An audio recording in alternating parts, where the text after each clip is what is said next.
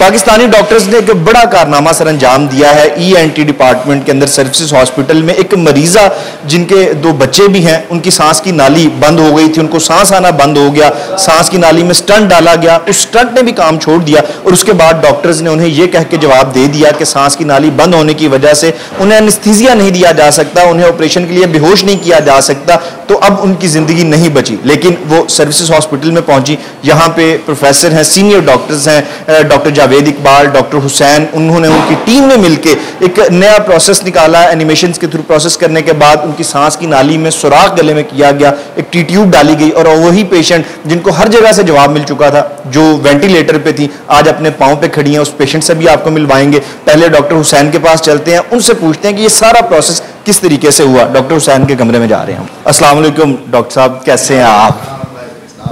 Doctor साहब, बहुत बड़ा एक जो है प्रोसेस यहाँ पे किया गया। ख़ास तौर पे अवेयरनेस मिलनी चाहिए लोगों को जो इस मर्ज से, इस तरह के इशू से जिनको परेशानी का सामना हो। ये पेशेंट कब आपके पास आई थी, क्या इनका इशू था, ये पूरा प्रोसेस हमें बताइएगा। जो पेशेंट ज़ैनब है वो हमारे पास एक हमारे बहुत रिनाउंड थोरेसिक सर्जन है, उन्होंने मेरे पास रेफ़र किया था बिकॉज़ उनके पास भेजा गया था पेशेंट को सर्जरी के लिए। इसका पहले एक सांस की नाली तंग हुई वेंटिलेटर पर रहने की वजह से, लंबा अरसा वेंटिलेटर पर रहीं। एक रोड ट्रैफिक एक्सीडेंट के बाद जब सांस की नाली बंद हुई तो स्टंट डाल देगा। स्टंट में प्रॉब्लम ये आई कि स्टंट कहाँ पे डाला? स्टंट सांस की नाली में डाला गया। उस स्टंट में प्रॉब्लम ये आई कि वो स्टंट अपनी जगह से कुछ हद तक डिसलॉज हुआ। उसके अलावा वो फिर ऊपर से भी बंद हो गया और नीचे से भी बंद हो गया। ना सिर्फ वो बंद हुआ बल्कि थोड़ा सा टेढ़ा भी हो गया और खुराक की नाली की तरफ जाना शुरू हो गया। ये तो शदीद तकलीफ दे भी था और मरीज़ का सांस भी काफ़ी ख़राब था। और ये पेशेंट एनेस्थीसिया के लिए भी बहुत फिट नहीं था क्योंकि सांस की नाली इतनी ज़्यादा तंग थी कि मरीज़ को सांस नहीं आ रहा था। फिर हमने उसका एग्जामिनेशन किया ब्रोंकोस्कोपी के ज़रिए, तो हमें लगा कि ऊपर से वो इतना बंद था कि ब्रोंकोस्कोपी हमारी छोटी सी ट्यूब बड़ी मुश्किल से गुजरी और मरीज़ का सांस ख़राब हो गया। तो हमने उसको फिर बाईपैप पर रखा वक्ती तौर पर। तो ये एक हमारे लिए बड़ा मुश्किल था कि हमने कोई भी काम करना है, स्टंट को निकालना भी है तो ऊपर से ब्लीडिंग होनी है, चूँकि नीचे से बंद है तो फिर नीचे से भी सांस ख़राब हो जाएगा, ब्लड नीचे जाएगा, तो मरीज़ को कैसे संभालना है। ये बड़ा ट्रिकी काम था। फिर हमने इस केस को डिस्कस किया अपनी सारी टीम के साथ, इसकी एनिमेशंस बनाई, इसकी CT को लिया गया। फिर प्लान ये किया कि पहले हम इस मरीज़ को सांस की नाली को ऊपर से सिक्योर करेंगे। हमारी एनेस्थीसिया टीम हमारे साथ थी। ब्रोंकोस्कोपी के ज़रिए हमने उसमें ट्यूब डाल दी, ऊपर से सिक्योर किया। फिर ट्रेकियोटॉमी करके स्टंट को निकाला। स्टंट को निकालने के बाद नीचे वाले हिस्से को डायलेट किया। इसको आम फहम जुबान में भी ज़रा बताएं कि हमने ऊपर वाले हिस्से को खोला और स्टंट को बाहर निकाल के फिर सांस की नाली के नीचे वाले हिस्से को खोला। खोलने के बाद उसके अंदर एक ऐसी ट्यूब डाली जिसके 3 लिम्ब थे, एक ऊपर जाता था, एक नीचे आता था, एक बाहर निकलता, ताकि मरीज़ को ऊपर से भी सांस आ सके और बाहर से भी सांस आ सके। तो इमरजेंसी के लिए उसमें एक और रास्ता भी मौजूद था। तो ये काम करके फिर उसके दोनों एरियाज़ को हमने सिक्योर कर दिया। अब इस प्रोसीजर को तकरीबन 20 दिन हो चुके हैं। इस 20 दिनों में मरीज़ बहुत बेहतर है, चल फिर रहा है, सांस की तकलीफ उसकी ख़त्म हो चुकी है। तो ये एक टीम एफर्ट थी जिसके साथ मिलके, और बड़ा ट्रिकी था हमें इस काम को, क्योंकि सारा काम सेकेंडों में हो रहा था, मरीज़ का सांस कभी भी बंद हो सकता था। It was such emergency. तो फिर हमें हर एंड को सिक्योर करके काम करना था, तो मुश्किल ये था। तो anaesthesia team, thoracic surgery, ENT और सब ने मिलकर ये काम किया। जी बिल्कुल। जो पेशेंट हैं उनसे और उनके बच्चों से भी आपको मिलवाते हैं। उनके गले से एक नाली जो है वो बाहर निकाली गई है, वो उससे भी सांस ले सकती हैं, अपने मुंह से भी अब सांस ले सकती हैं। और यहाँ पे आप ये याद रखें कि ये वो पेशेंट है जो वेंटिलेटर पे जा चुकी थी, जिनको जवाब दिया जा चुका था बड़े बड़े डॉक्टर्स की जानिब से कि अब उनका कोई इलाज किया नहीं जा सकता, उनको बेहोश नहीं किया जा सकता था, एनेस्थीसिया नहीं दिया जा सकता था इलाज के लिए। लेकिन सर्विसेज हॉस्पिटल में आई डॉक्टर हुसैन, डॉक्टर जावेद इकबाल, मुख्तलिफ जो टीम थी पूरी, उन्होंने मिलके एक प्रोसेस किया, एक सर्जरी की गई और आज वो मरीज़ा अपने पाँव पे खड़ी हैं, अपने बच्चों के साथ सारे काम भी अपनी ज़िंदगी की जानिब वापस आना शुरू हो गई हैं। तो उससे पेशेंट के पास चलते हैं, उनसे आपको मिलवाते हैं और उनके बच्चों से आपको मिलवाते हैं। जिस मरीज़ा का ये ऑपरेशन किया गया बड़ा कामयाब, उनके जो बच्चे हैं, बेटा और बेटी, वो भी हमारे साथ मौजूद है। उनसे भी बात करते हैं कि आपकी वालदा को ये मसला कब से पेश शुरू हुआ था और फिर क्या क्या मामला चलता रहा, क्या क्या हुआ? ये ना मसला नवंबर 2024 में बनना शुरू हुआ, जिसके सांस की नाली तंग हुई, जिससे इन्हें सांस लेने में मुश्किल हुई। हम बहुत सी जगह में गए इलाज करवाने के लिए, लेकिन कोई एक पक्का इलाज नहीं हमें मिला। उसके बाद किसी एक डॉक्टर ने इनका स्टंटिंग की, तकरीबन वो 1 से 1.5 महीना चला। स्टंटिंग का मतलब उनके सांस की नाली में स्टंट डाल दिया, वो स्टंट टेढ़ा हो गया। उसके बाद भी हम बहुत से हॉस्पिटलों में गए लेकिन कोई इलाज नहीं हुआ। उसके बाद एक डॉक्टर साहब ने हमें बताया, डॉक्टर सुनैन साहब का, और फिर इनके पास आए, इन्होंने टी ट्यूब डाली और डॉक्टर जवेद साहब ने, और अब अल्लाह ताला का फजल और करम के साथ बिल्कुल ठीक है, सांस भी एक अच्छे तरीके से ले रही है, सारा ठीक है।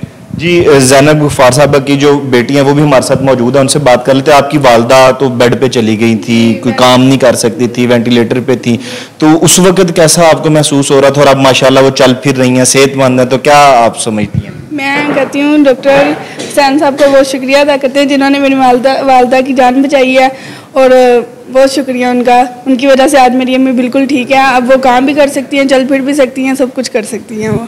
जी बिल्कुल, जो पेशेंट हैं ज़ैनब, उनकी सांस की नाली जो थी मुकम्मल तौर पे जो थे उनको सांस आना बंद हो गया था स्टंट डलने के बाद, और फिर सर्विसेज हॉस्पिटल में उनकी जो है एक सर्जरी की गई, टी ट्यूब डाली गई, और अब वो मुकम्मल तौर पे सांस भी ले सकती हैं। जो वेंटिलेटर पे जो मरीज चला गया था, आज वो अपने पाँव पे खड़ा है, चल फिर रहा है, अपने काम कर रही है, अपने बच्चों के साथ मौजूद है, और इन बच्चों के चेहरे के ऊपर खुशी देखी जा सकती है कि जिनकी वालदा को अल्लाह ताला ने जो डॉक्टर्स हैं उनके वसीले से एक नई जिंदगी दी है। जो डॉक्टर हैं, डॉक्टर जावेद साहब से बात कर लेते हैं, उस हवाले से उनकी एक्सपर्टीज क्या रही सारे प्रोसेस में, उनसे बात करते हैं। प्रोफेसर जावेद इकबाल साहब हमारे साथ मौजूद हैं, ENT स्पेशलिस्ट हैं, HOD सर्विसेज हॉस्पिटल के अंदर, जिनके ज़ेर सरपरस्ती ये सारा एक प्रोसेस मुकम्मल किया गया। उनसे इस हवाले से जान लेते हैं। डॉक्टर साहब, जब आपके पास पेशेंट आई थी उस वक्त उनकी क्या हालत थी, उनका असल इशू क्या था? जी बिस्मिल्लाहिर्रहमानिर्रहीम। ये पेशेंट बेसिकली वेंटिलेटर के ऊपर था, तो काफ़ी मैं 2-3 हफ्ते वेंटिलेटर के ऊपर रहा। जब इसकी ट्यूब वहाँ से निकाली है तो जो सांस वाली नाली है वो 2 जगह से इसकी बंद हो चुकी थी, जिसकी वजह से इसको सांस लेने में प्रॉब्लम होता रहा। तो उसके बाद ये डॉक्टर हुसैन साहब के पास गए हैं, वो इसको मैनेज करते रहे हैं, लेकिन इसको ज़रूरत थी एक सांस वाली नाली के अंदर सुराख बना के इसके अंदर ट्यूब डाली जाए ताकि जो उसको तंग रास्ते हैं उसको बाईपास किया जाए।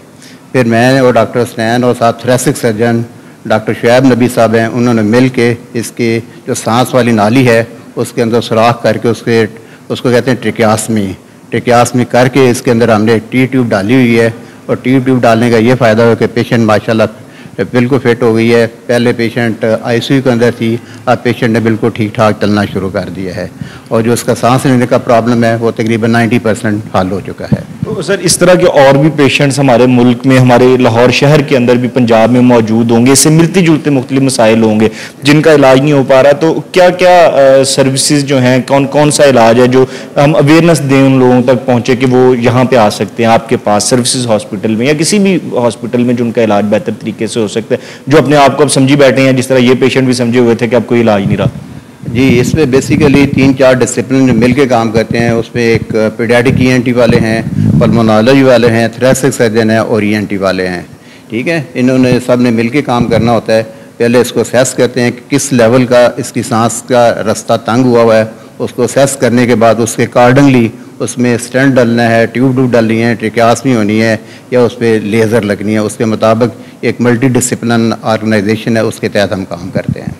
जी बिल्कुल, आपने पेशेंट को भी देखा जिनकी सांस की नाली जो थी वो बंद हो गई थी, जिनको सांस में शदीद दुश्वारी हो रही थी, फिर उसके बाद उनकी सांस की नाली में एक स्टंट डाला गया और उस स्टंट ने भी काम छोड़ दिया, वो बंद हो गया। और उसके बाद मुख्तलिफ जो बड़े बड़े डॉक्टर्स थे वहां से भी उनको, जिसे कहते हैं कि जवाब दे दिया गया कि उनको बेहोश ही नहीं किया जा सकता था सर्जरी के लिए। लेकिन फिर सर्विसेज हॉस्पिटल में यहाँ पे जो माहिर डॉक्टर्स थे उन्होंने इस हवाले से मीटिंग की, इसके ऊपर मुकम्मल एक लाइमल तैयार किया गया, एनिमेशंस के थ्रू सारी चीज़ों को पहले असेस किया गया और फिर पेशेंट के जो सांस की नाली थी वहां पे सुराख करके टी ट्यूब डाली गई। और आज वही पेशेंट जो वेंटिलेटर पे थी अपने पांव पे खड़ी हैं, सांस ले रही हैं, और उनके बच्चों के चेहरे की जो खुशी है कि वो बताती है कि उनकी वालदा को नई जिंदगी मिली है। तो बहुत सी दुआएं हैं सर आपके लिए भी, पूरी टीम के लिए आपकी और सर्विसेज हॉस्पिटल के पूरे स्टाफ के लिए। और जो पेशेंट्स ऐसे हों जिनको इलाज के हवाले से कोई अगला रास्ता नजर ना आ रहा हो तो वो यहाँ पे आ सकते हैं, माहिर डॉक्टर्स हैं, उनसे राय ले सकते हैं, उनसे इलाज करवा सकते हैं।